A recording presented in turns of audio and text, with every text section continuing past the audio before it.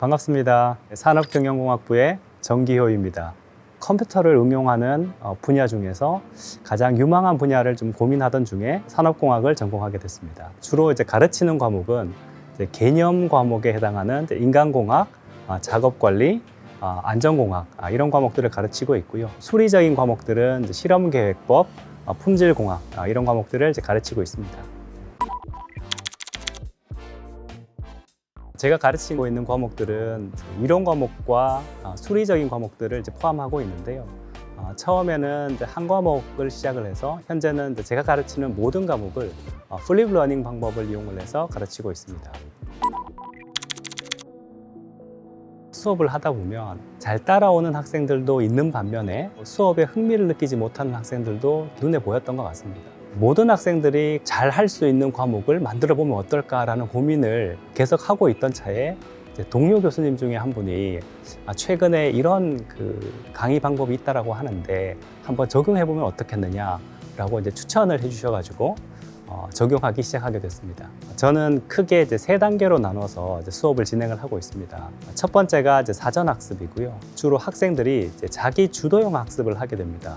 자기 주도형 학습을 할 때는 교육 자료가 없기 때문에 제가 제공하는 강의 자료하고 제가 직접 녹화한 강의 동영상을 보고서 학생들이 이론과 개념을 기초적으로 학습을 하게 됩니다.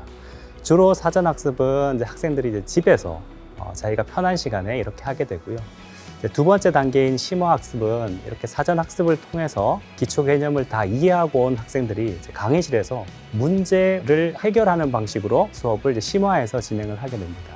보통 5명에서 6명 정도가 한 팀을 이루고 팀장이 매주 돌아가면서 순번을 정해서 하게 되고 그 팀장들이 주도해서 제가 제시한 문제를 팀원들과 함께 풀어가게 됩니다. 마지막으로 사후학습은요, 이렇게 심화학습을 통해서 팀 단위로 한 활동들을 스스로 정리해보고 보고서를 작성해보는 순서로 이렇게 진행이 됩니다.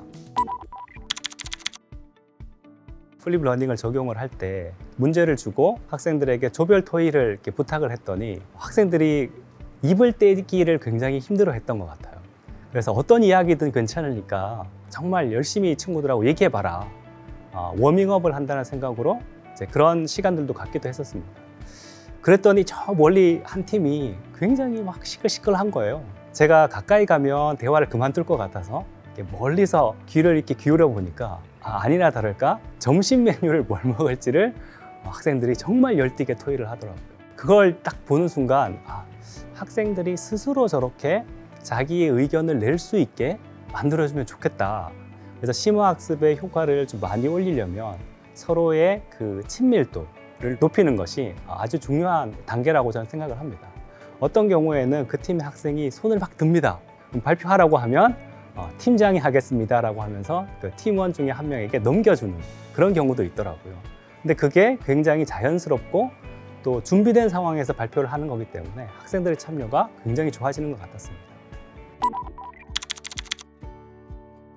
제가 설명을 해도 이해를 못하는 학생들이 있는데요. 저는 그게 당연하다고 생각합니다. 학생들이 이해를 잘 못했다는 얘기는 제가 부족한 부분이 설명 중에 있었기 때문에 그런 거라고 생각을 하고요. 또 다른 방법으로 설명을 해서 조금 더 이해 폭을 넓혀주려고 하는 것 같긴 합니다. 저 나름대로는 학생들이 하는 이야기들을 좀 많이 들어주려고 하는데요.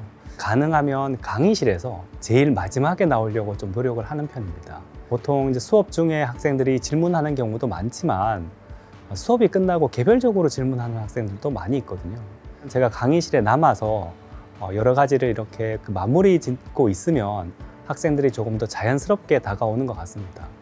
또 어떤 경우에는 학생들이 좀 남아있는 경우도 있거든요. 그러면 농담으로 여러 가지 얘기들도 하는데 그런 것들이 학생들이 좀 좋아하는 게 아닌가 싶습니다.